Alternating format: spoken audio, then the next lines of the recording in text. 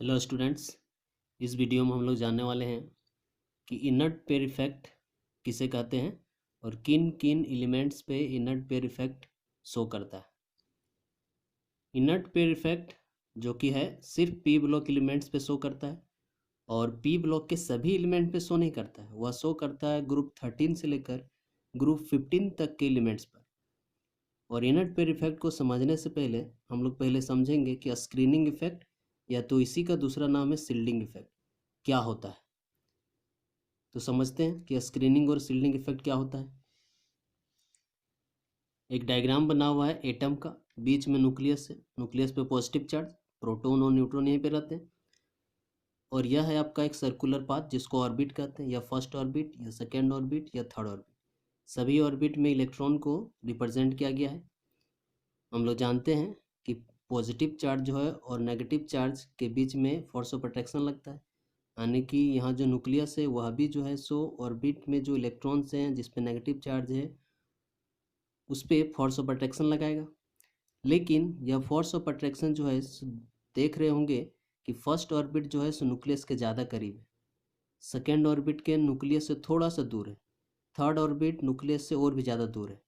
तो force of attraction जो है जो ज़्यादा करीब है, तो करीब था फर्स्ट ऑर्बिट, तो आकर्षण बल ज़्यादा लगेगा इसमें।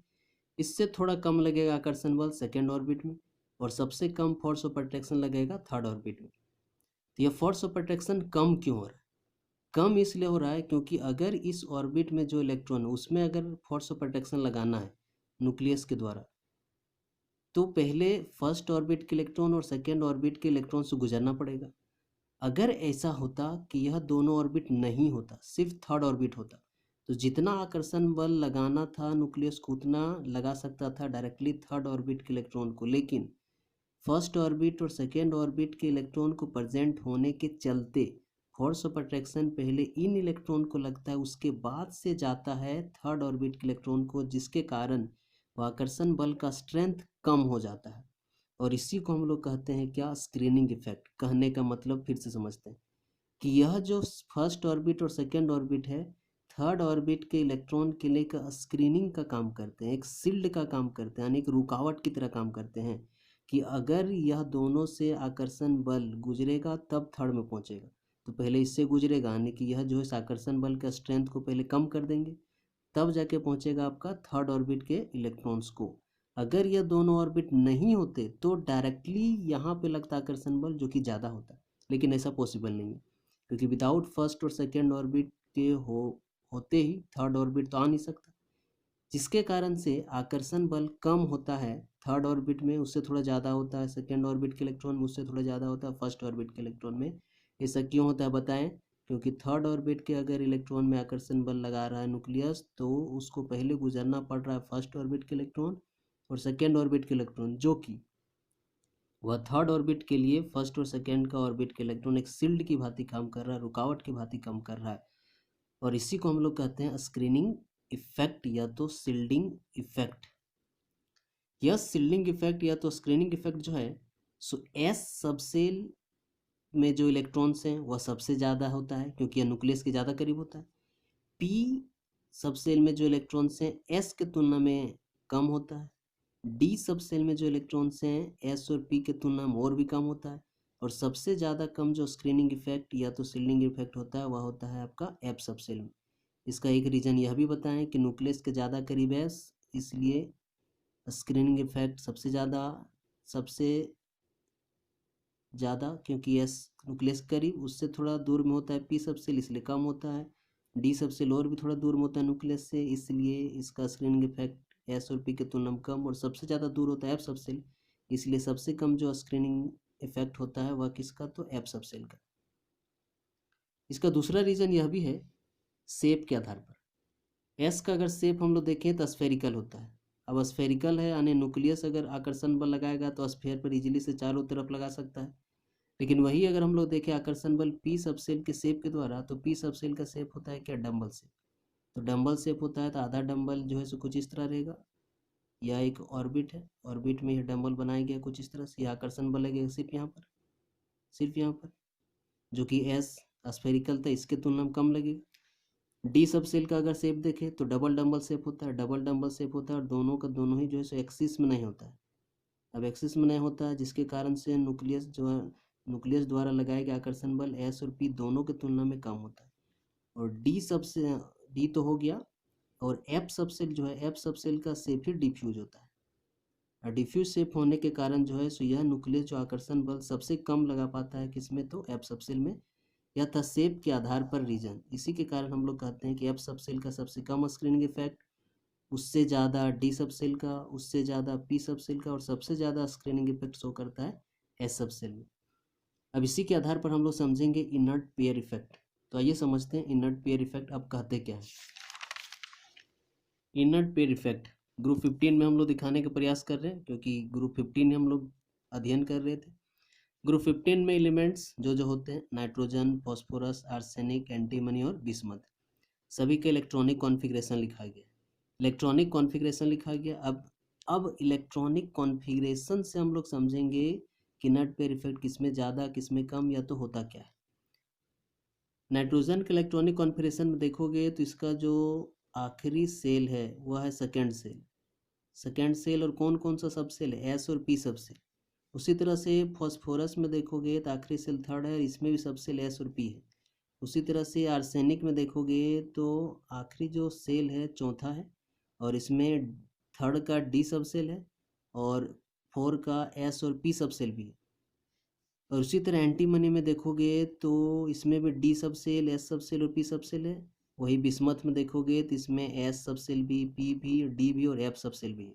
और अभी हम लोगों ने पढ़ा कि एस सब सेल का स्क्रीनिंग इफेक्ट सबसे ज़्यादा, पी का उससे थोड़ा कम, डी का उससे कम, और सबसे कम होता है स्क्रीनिंग इफेक्ट किसका, तो एफ सब सेल का। अब एफ सब सेल किस में है, बिस्मथ में। अब एफ सब सेल बिस्मथ है और डी भी है, यानी कि डी और एफ का जो स्क्रीनिंग इफेक्ट है वह कम होता है। किससे कम होता है, तो एस और पी से। अब इसको इस तरह समझते हैं कि सपोज कि बिस्मथ का न्यूक्लियस है, और यह मेरा 4 ऑर्बिट का एफ सब सेल, 5th का डी सब सेल, यह हो गया 6 का एस सब सेल, और यह हो गया 6 का, इसी में होगा एस और पी दोनों ही सब सेल।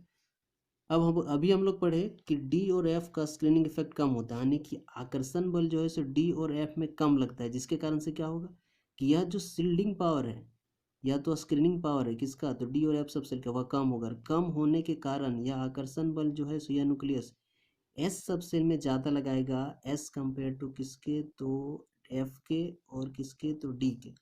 अब अगर आकर्षण बल न्यूक्लियस ज़्यादा लगाएगा एस सब सेल में, यानी कि एस को अपनी तरफ ज़्यादा अट्रैक्ट करके रखेगा।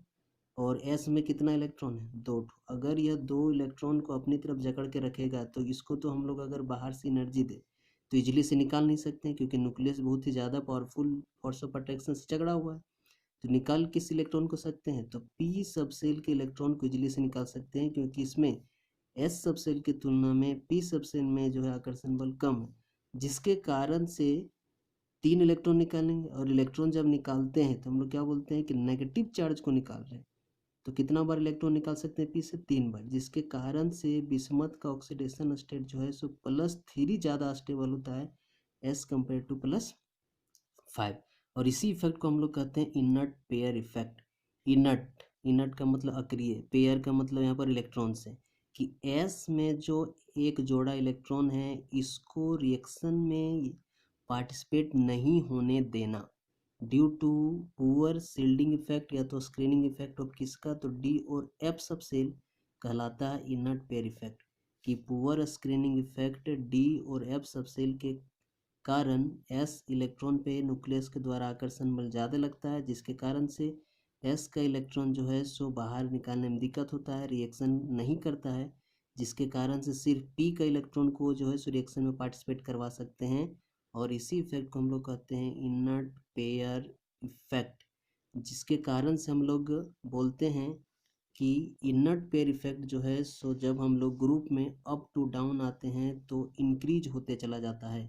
इनर्ट पेयर इफेक्ट इंक्रीज होता है, इसका क्या कारण है, तो इनर्ट पेयर इफेक्ट इसलिए इंक्रीज होता है क्योंकि देखोगे नाइट्रोजन में सिर्फ एस और पी सब सेल है, फॉस्फोरस में सिर्फ एस और पी सब सेल है, लेकिन आर्सेनिक में डी सब सेल भी है।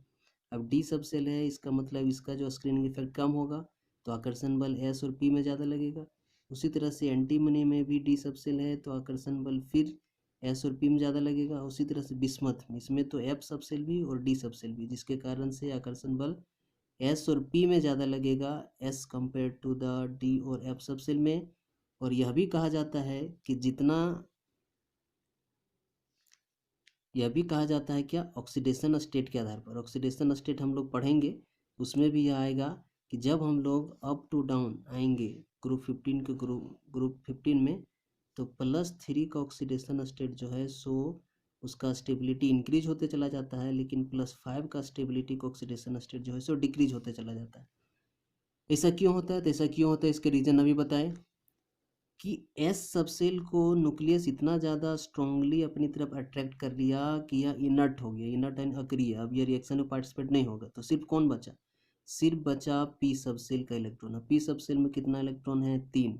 यानी कि अगर इलेक्ट्रॉन अगर हम लोग निकालते हैं इस एटम से तो सिर्फ पी सबसेल का ही निकाल सकते हैं। और कितना बार निकाल सकते हैं? 3।